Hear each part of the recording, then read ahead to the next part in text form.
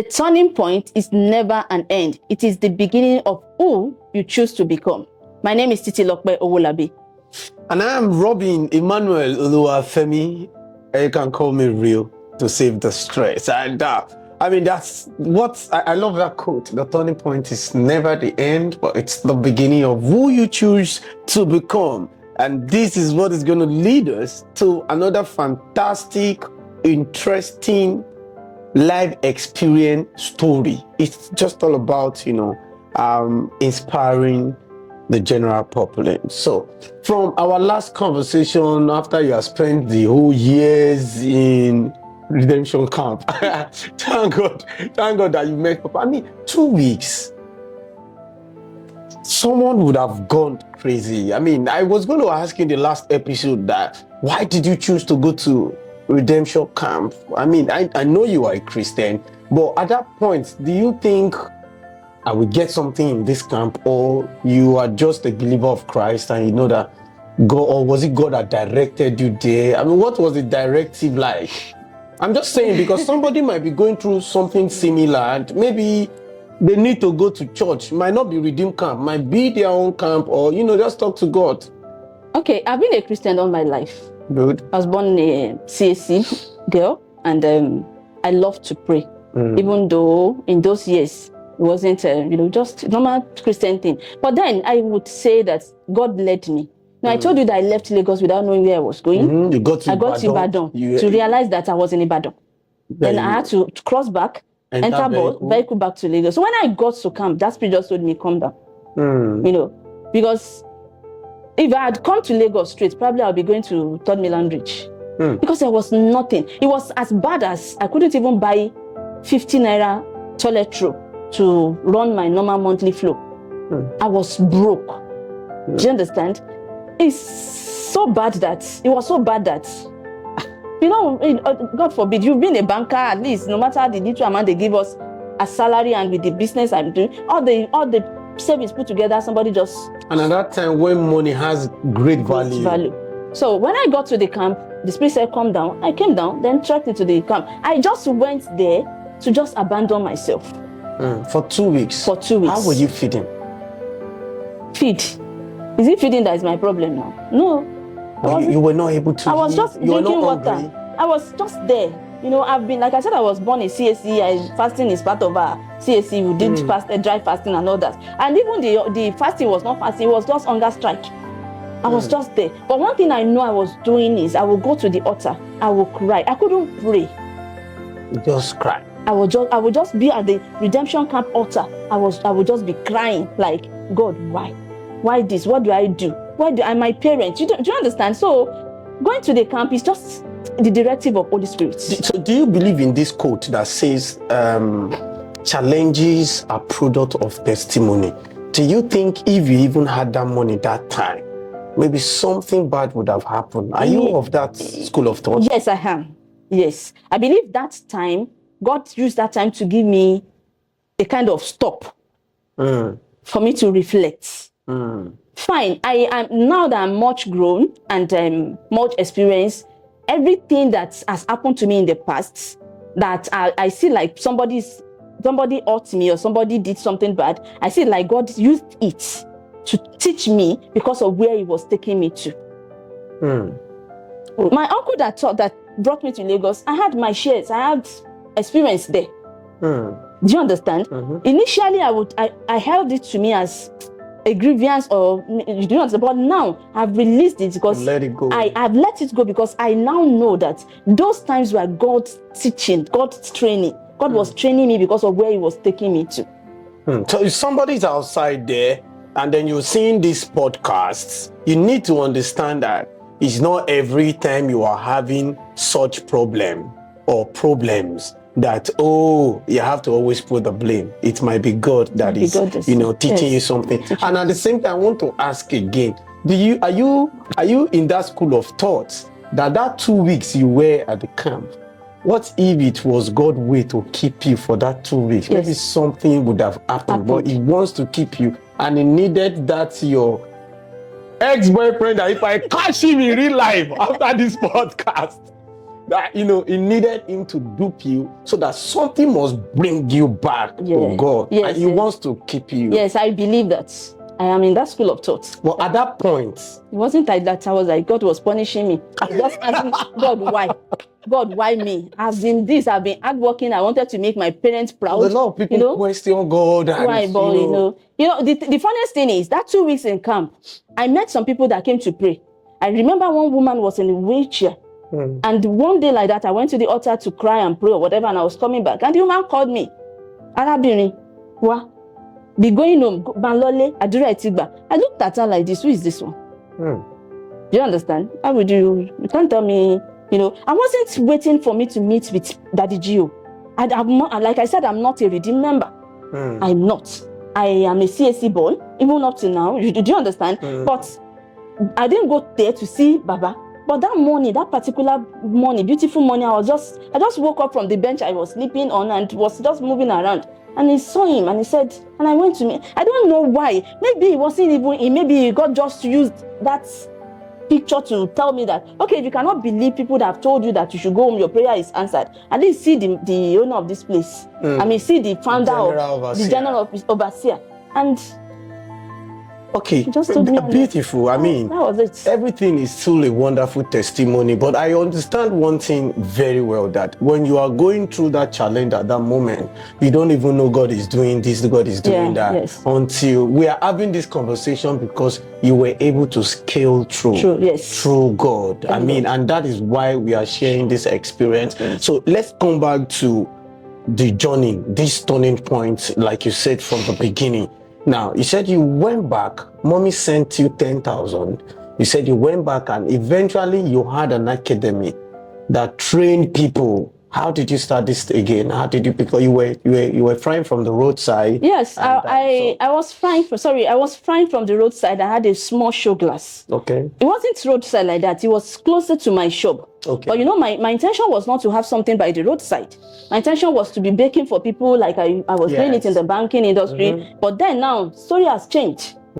There was and one thing I noticed about life is once you move from a stage that you are and maybe dropped, those people that you think you don't know them again. They will leave you because they feel that if you call them, you're calling them to ask for money, or you now become automatically a body. So those people that I've done businesses with or that have been my colleague were not there again. Not all of them.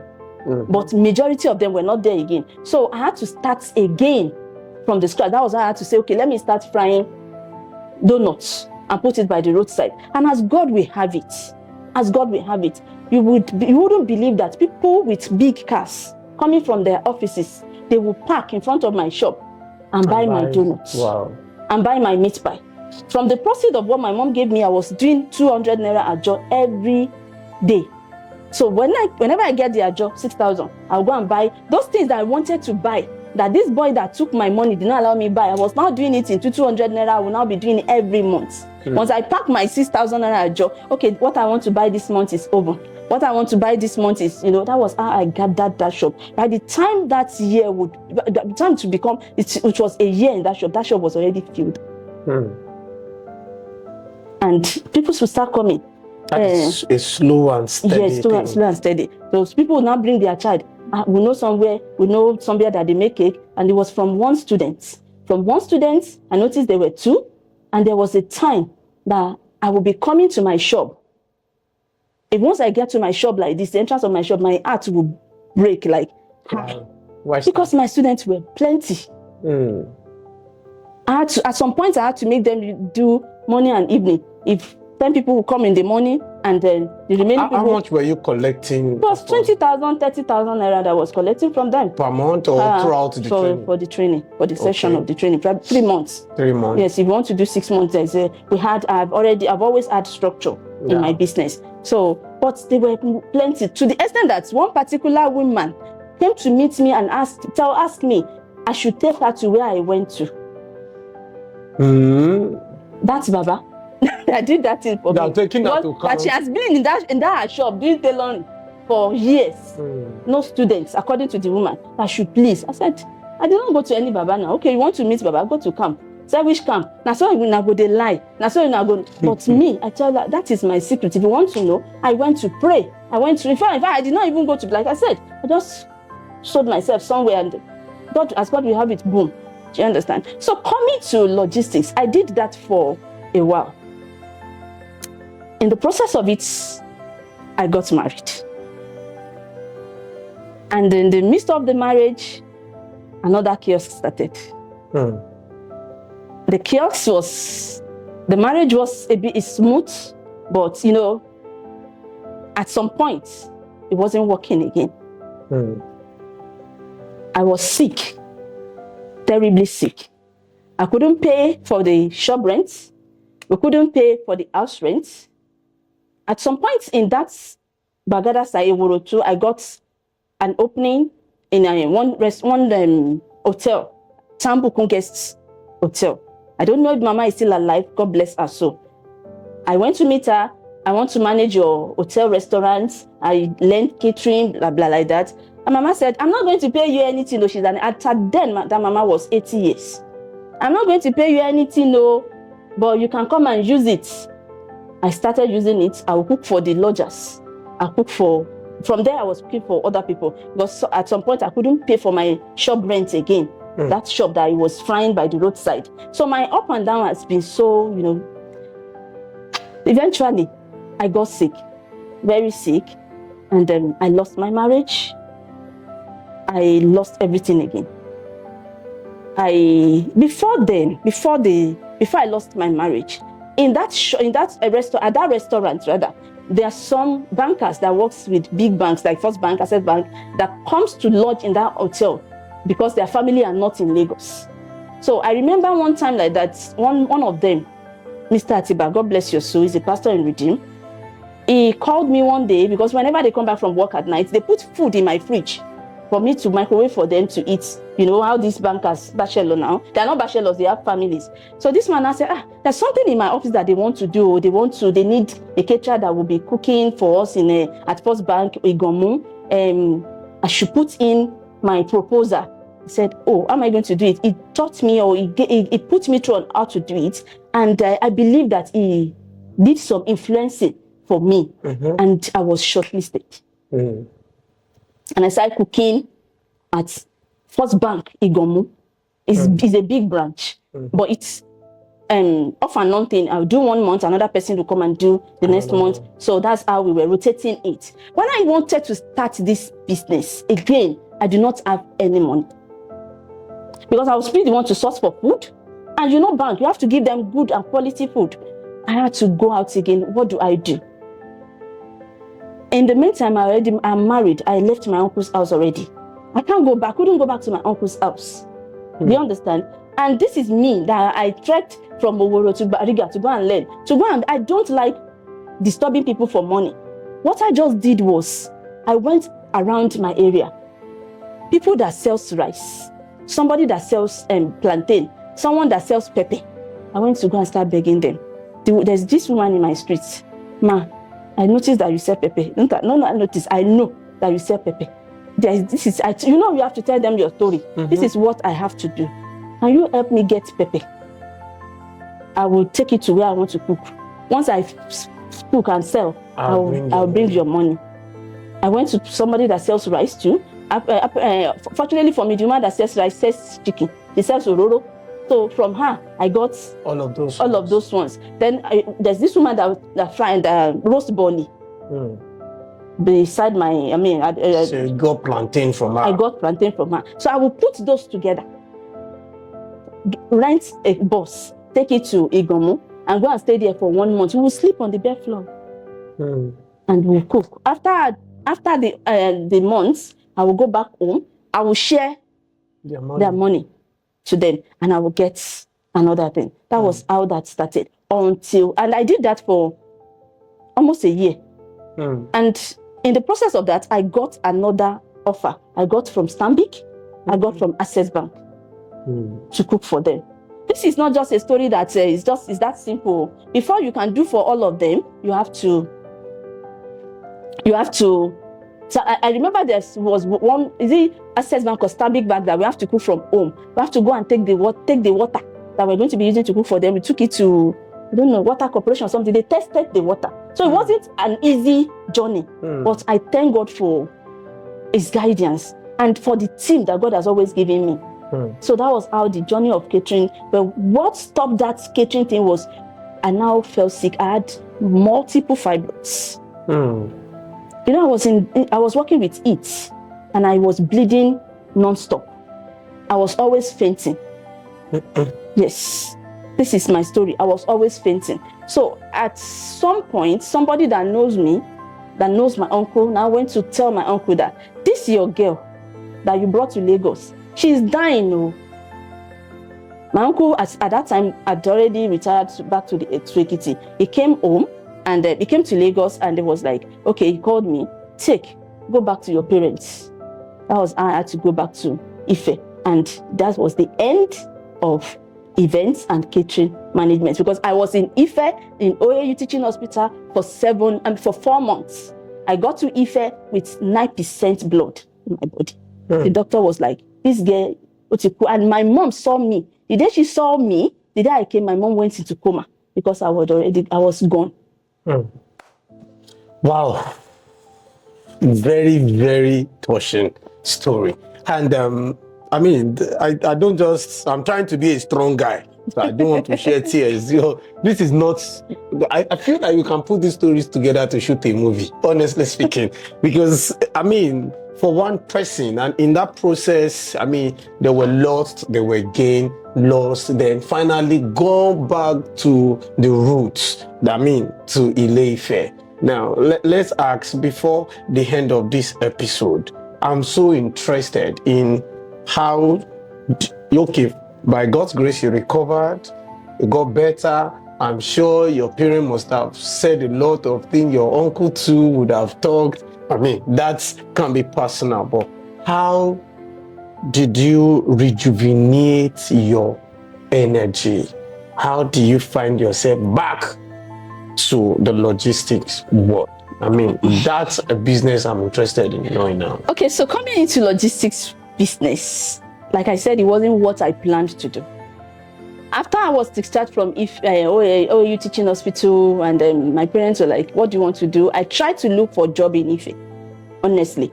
And to everywhere I went to, they were like, no, they cannot employ you. That was like in what year? That was 2018. Okay. 2018. They're like, they cannot employ you, they cannot do this, they cannot, you know. As I was telling them that I was ready to work. I wasn't looking for a job because I needed money. I just wanted to be busy. Okay. But all of them rejected me. And I told my mother, let me go back to Lagos. In Ife, I fight pop-off in front of my daddy's house. Again? Yes. It's always that pop-off. Because I don't like sitting and not doing anything now. Pop-off goes so far. You always come back to pop-off. I did not tell you that even when I left Oworo sometime, I went to Bagada and I hawked egg roll.